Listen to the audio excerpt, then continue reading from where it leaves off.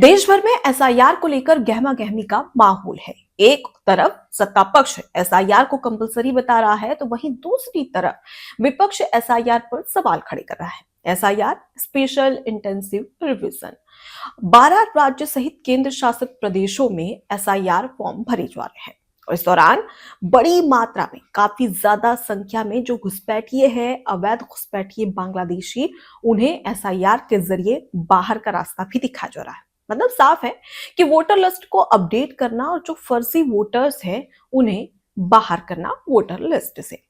अब इसी के तहत एसआईआर फॉर्म भरे जा रहे हैं।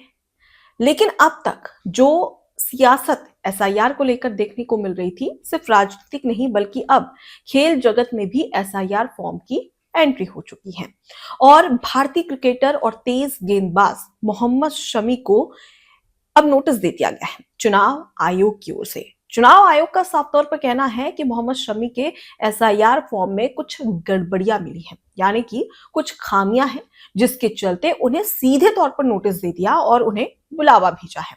लेकिन मोहम्मद शमी ने आने से मना कर दिया। अब सवाल ये कि इसके पीछे का कारण क्या है, इसका भी हम जवाब देंगे।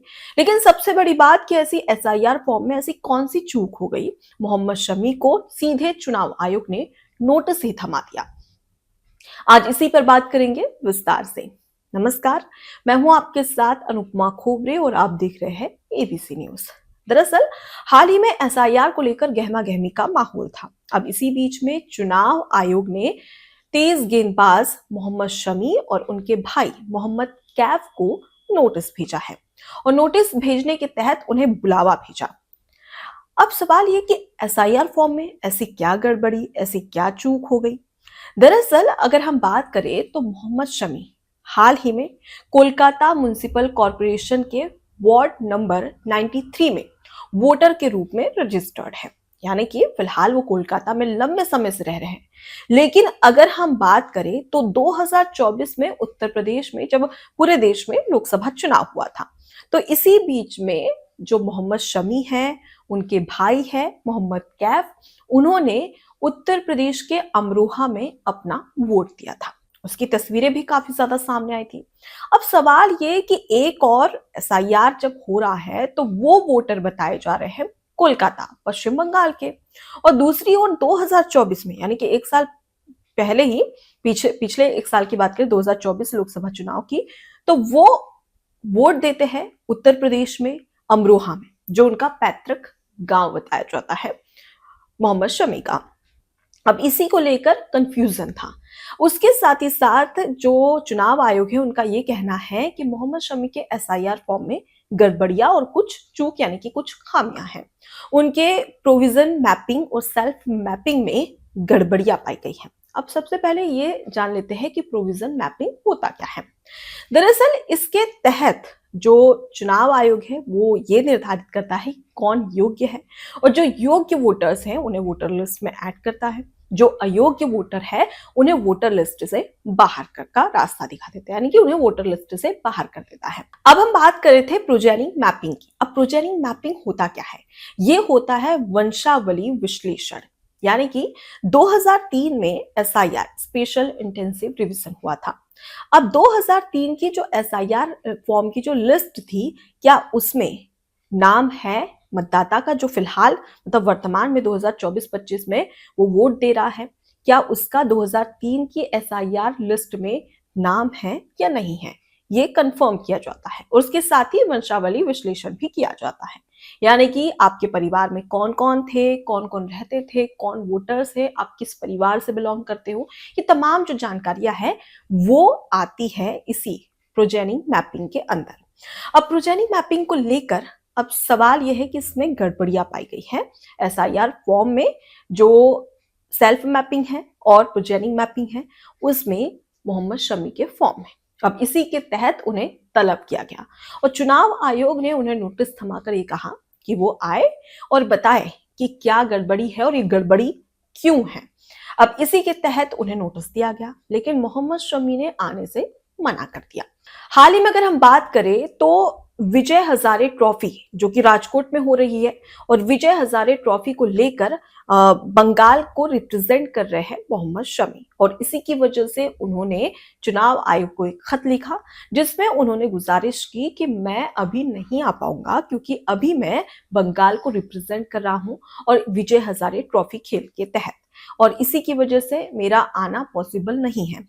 तो जिसके तहत उन्होंने गुजारिश की और इसके साथ ही उन्होंने कहा कि मैं सम्मान पूर्वक चाहता हूं कि मैं आऊं, लेकिन अभी मैं नहीं आ सकता हूं। और इस दौरान उन्होंने बताया कि वो राजकोट में खेल रहे हैं, अब इसी की तरह तहत बंगाल को रिप्रेजेंट भी कर रहे हैं।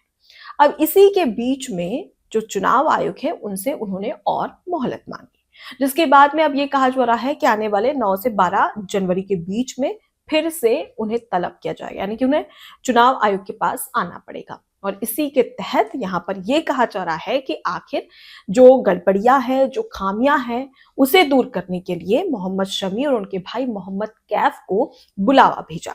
अब ये देखना होगा कि 9 से 10 जनवरी के बीच में जब मोहम्मद शमी अपने भाई के साथ में पहुंचते हैं और एसआईआर फॉर्म में जो सेल्फ मैपिंग और प्रोजेनिंग मैपिंग में जो गड़बड़ियां पाई जा रही है, जो खामियां पाई जा रही हैं, उसको लेकर वो क्या कहते हैं और ये गड़बड़ियां क्यों हैं, इसकी जानकारी भी मोहम्मद शमी और उनके भाई मोहम्मद कैफ से मांगी जाएगी। और उसके साथ ही 2024 में जो उन्होंने उत्तर प्रदेश के अमरोहा यानी कि अपने पैतृक गांव में जो वोटिंग दी थी, और फिलहाल वो कोलकाता म्यूनिसिपल कॉर्पोरेशन के वार्ड नंबर 93 में बतौर वोटर के रूप में रजिस्टर्ड है। अब इसकी भी जानकारी देनी होगी क्योंकि उनका नाम दो दो जगह पर रजिस्टर्ड है, वो भी एक साथ। क्योंकि अगर हम बात करें मोहम्मद शमी की तो वो लंबे समय से बंगाल यानी कि कोलकाता में ही रह रहे हैं और इसी की वजह से उनसे जवाब मांगा जाएगा।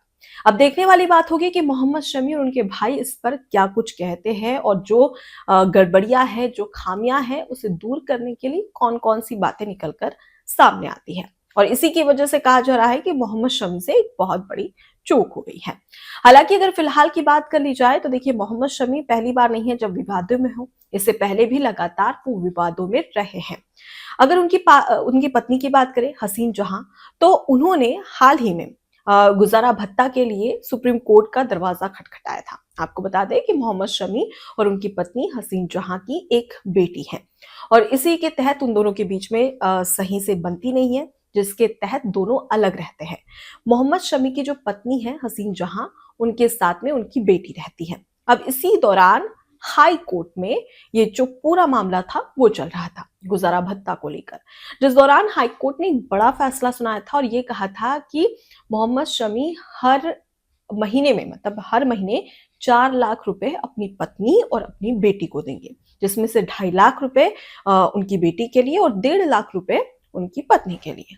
अब इसी बीच में जो मोहम्मद शमी की पत्नी है हसीन जहां, वो इसे नाकाफी बताती है, इस राशि को, गुजारा भत्ता राशि को, जिसके तहत वो जो हाई कोर्ट का फैसला है उसे चुनौती देती है सुप्रीम कोर्ट में।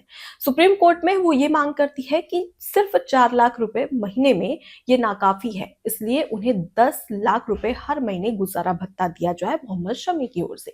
इस दौरान सुप्रीम कोर्ट मोहम्मद शमी की पत्नी हसीन जहां को फटकार भी लगाती है। सुप्रीम कोर्ट कहती है कि क्या 4 लाख रुपए हर महीने आपके लिए नाकाफी है?